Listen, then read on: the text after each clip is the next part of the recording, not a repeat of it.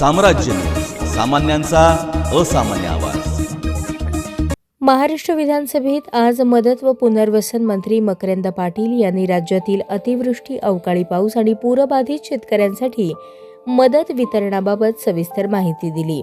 खरीप व रब्बी हंगामात झालेल्या मोठ्या नुकसानाला लक्षात घेऊन राज्य सरकारने यंदा तब्बल 20,000 कोटी रुपयांची मदत शेतकऱ्यांना दिली असल्याचे त्यांनी सांगितले। राज्यातील अनेक जिल्ह्यांमध्ये झालेल्या अतिवृष्टीमुळे शेतकऱ्यांचे मोठ्या प्रमाणात नुकसान झाले आहे। खरीप हंगामातील नुकसान भरपाईत 90 लाख शेतकऱ्यांना 7,156 कोटी रुपये वितरित, रब्बी हंगामात 85.78 लाख शेतकऱ्यांना 6,864 कोटी रुपये देण्यात आले। एकूण 14,000 कोटी रुपये डीबीटीद्वारे थेट शेतकऱ्यांच्या खात्यात जमा।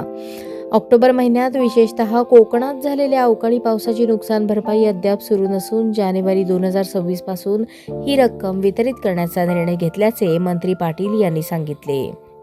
याशिवाय मनरेगा अंतर्गत प्रति हेक्टर 3 लाख रुपये देण्याचा निर्णय घेण्यात आला आहे।